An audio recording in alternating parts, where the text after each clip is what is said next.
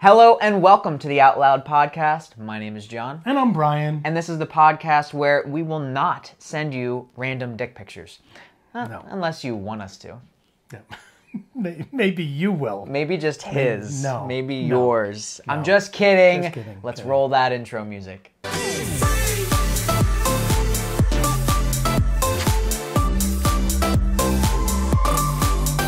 So we're back. And we are going to do our tops and bottoms of the week. I like that we're kind of doing this. It makes me kind of reflect on the week. We got an email about, I don't like that you guys do tops and bottoms and then it refers to like top being better and bottom being worse.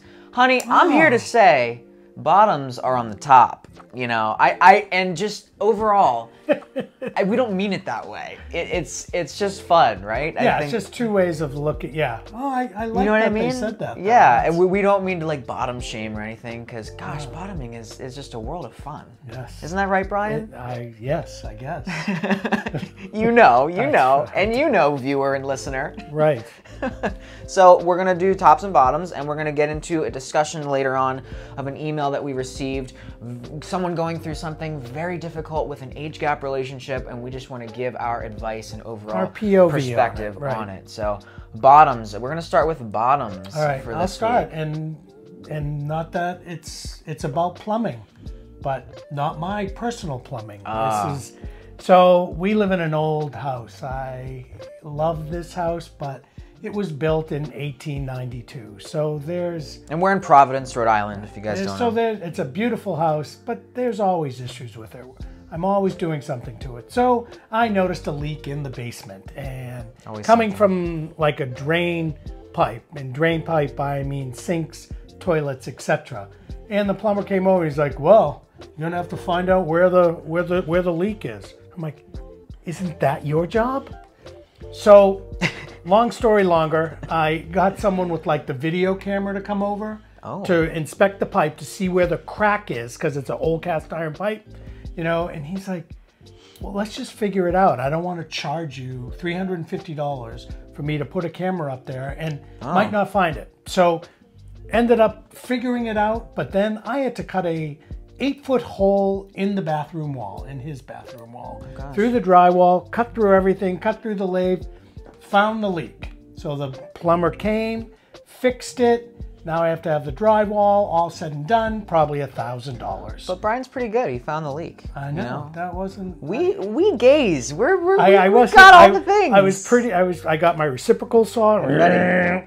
like cut through everything, and I was like, oh, there's the leak. You were looking pretty Even sexy with your, the plumber came and said, "Wow, you did a great job finding that leak." Because he initially said it was on the second or third floor. But I would have been starting cutting holes. It was in my bathroom, behind my wall in my bathroom. Yeah, but you so were it was good. pretty sexy with So your that's not fun. That was Brian. kind of a crappy thing I had to deal with. But, you know, all said and done, well, it's fixed. Plumbing. And I actually feel good about it. It started off crappy, but now I'm like, all right, it's done. I'm happy.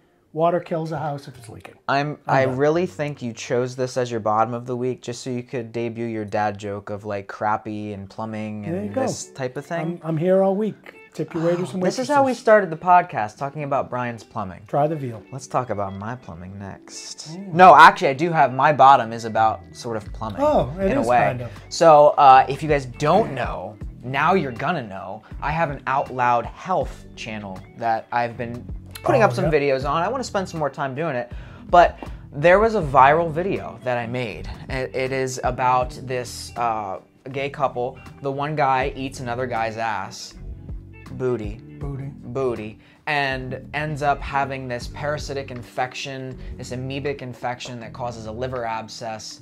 And this video has over 217,000 views at this point.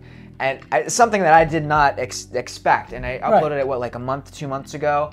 And God, I love doing this kind of stuff because it's related to LGBTQ health and it's fun and it's like a case report. So it's like a story as you go along. So I think that's probably why it did so well. But the reason this is my bottom is all the comments on it. The comments are terrible.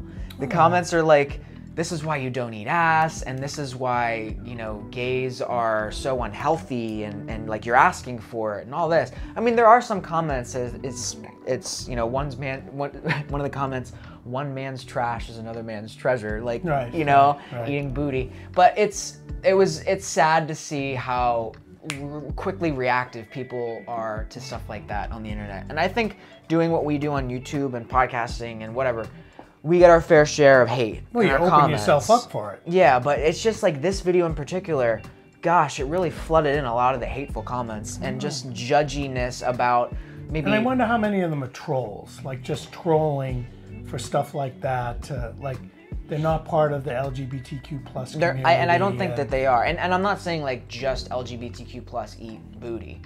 And, right. You know, and I think, you know, your straight folks can eat plenty of booty, for sure. For sure. Right. Feast up, boys and girls. And I think I've mentioned this in like a past podcast or video. Why do they call it tossing your salad? Is that what it's called, right? Well, it derives from the word ensalada, where you have... I have no idea. I was trying to... I was like, what? But the point is... there was a lot of hate on this video just for eating some booty, and that's fine. You just let you can eat what you want to eat.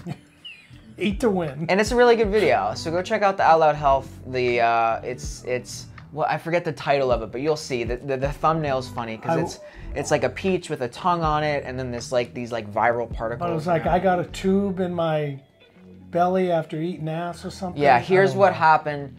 Eating some booty brought me to the ER or something like that. So I'll link it in the video description. Sounds like a TLC. But if you're gonna make a comment, make it nice, or at least just comment against the trolls. So that was my bottom. So it's kind of a top bottom because it's performing well, but I also really don't like the comments. Right. Well, so that's what we're gonna get. What do you have for your top? My top is my guy, my little pook, my nephew Clark. Your nephew. So I don't know if you guys know, but I've talked about it before, but they moved away this summer, and we used to have him every Thursday, Friday, sometimes Saturday. For almost 6 years I did it every week, unless there was something that they were doing or something that we were doing. So that little guy and I are like this. So it was heartbreaking when he went away. So, but for those of you listening to the podcast who can't see it, Brian's eyes are actually welling up at this point. You know, he does mean a lot to you. He's so special to me. I was the birthing coach. I was in the room when he came out, and Brian received Clark out of the womb. No, I'm just kidding. Actually, the OGBYN did, but that's a whole other story. It's that's for the next podcast. Right. So the Funkle Gunkles went up for a birthday party because his birthday is actually the weekend of Thanksgiving, and we won't be there. So I'm like, we're doing it now. Yeah. And I asked him what type of cake he wanted, because you guys know I bake and love making cakes. If you want some of Brian's baked goods, please comment. Let us know. Yeah, because he's trying to convince me to do. So you gotta sell. Let's send farmers market type stuff. Let's send some of the sweetness across the country. Yeah. So he wanted a Rainbow Friends cake, and his mom Bonnie was like, "I have no idea what that is, but I do know what Rainbow Friends are because they're frightening." My nephew loves them too. Right. It's just I thought they were I remember sitting and watching some videos with Clark, so I made the rainbow cakes. Yeah. We'll probably put a picture up of them. Sorry, it's like the modern Barney and Friends kind of thing. I know, but kind of scarier. Kind of scary. Yeah. But he loved it. You know, we got to hang out with him the whole weekend and, play some games with him. And it's just, at one point, John and I are sitting on the couch, and we're pretty close, and he crowbars his way in between us, like he had his little iPad, and then he puts his head on my shoulder, and just not provoked or anything. He's like, "I love you." And I'm like, oh God.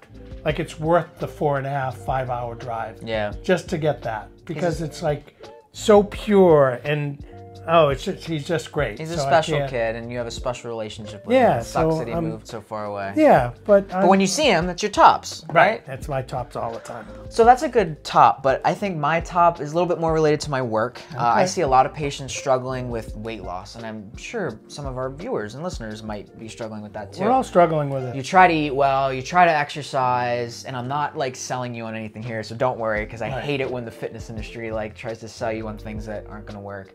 But me, working as a physician assistant, I see a ton of people who they tried all the things and nothing's working. And now we have a lot of medications that can help you along your way. One of them that was recently approved by the FDA is called Zepbound.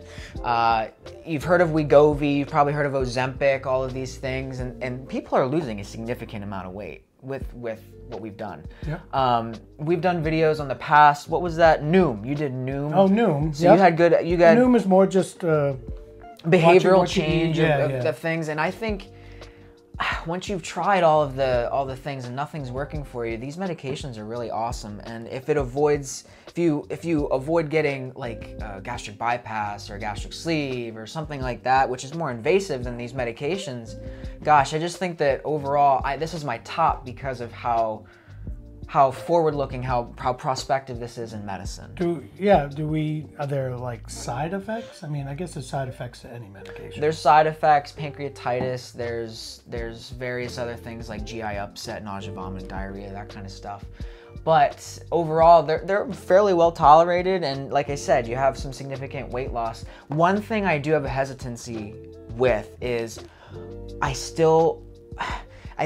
hope that people don't take the easy way out and say, I want a medication, I don't want to put in any work. I don't want to just eat right. And I am seeing people like that in clinic where it's, I'm not working on my diet, I don't really have time to exercise. You do.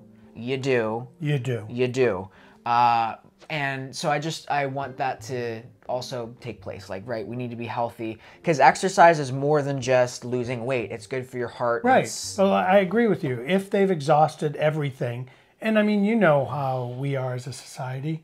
Quick fix, take that pill. But, if they've really exhausted it and it can make them healthier, and live longer, why not? Exactly. So I'll put some links in the description as well about that kind of stuff if you're interested, and also go check out the Out Loud Health channel if you're ever interested in LGBTQ+ health. But I think we're going to jump into our next topic, which is like the main meat and potatoes of today, which is going to be our email from, we will call him Ron. Oh. How about that, Ron? We will de-identify Ron here. So Ron sent us a message towards the beginning of November about a difficult situation, and so I'm just going to read his email here. Hey guys, I love the channel. I've been subbed since the beginning. Hey. I love that. I'm proud of you for figuring out how to make this content creator stuff work. Anyway, I'm writing for your advice. Let's do it. As background, I am 54 years young, gay, love that, and perpetually single, quite the loner, an introvert. I didn't have the best childhood and have carried the baggage and shame throughout life. I've gotten better with it in recent years, but I have not been interested or capable of dating, so I just avoid it. But here's the situation. My beloved niece and granddaughter recently got married, and her new husband's older brother is gay.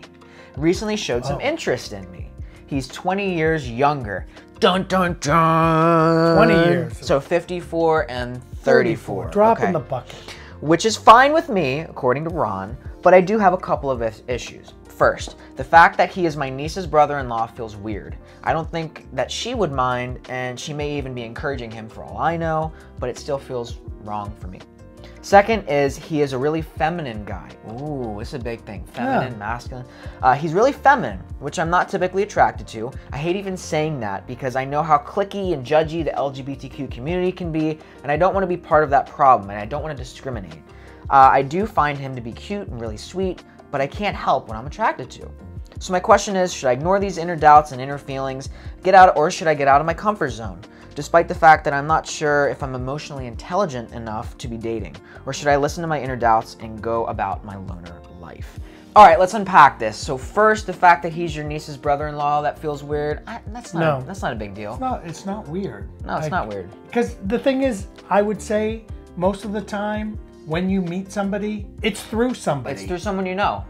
So I wouldn't think that. But the thing I like about Ron that he says is that he cares enough about like his niece and his family. So right there, I'm like, all right, he's a caring guy. And you know, one thing he touched on later is emotional intelligence, and I think you have a pretty high emotional IQ if you're aware of that. Right. Do you know what I mean? Because, oh God, am I stupid emotionally.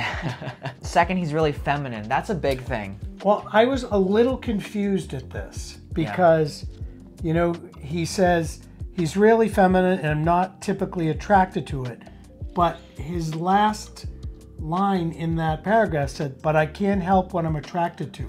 So is he attracted to assuming him? Assuming that he is attracted to him, although he's feminine, I mean, whatever. Go for it. And I also just want to say, you're allowed to be selective. You're allowed to like what you want to like. Right. But you're not allowed to make fun of other people. You're not allowed to dismiss people for the way that they are. Right. You know? I think you're totally fine in saying, yeah, I am into masculine guys or I'm into feminine guys. But again, not making fun of it. Right. If you're just into guys, and like you said, he's cute. And it sounds like you're into him. Right. So why not? Yeah. I think the age is holding him back.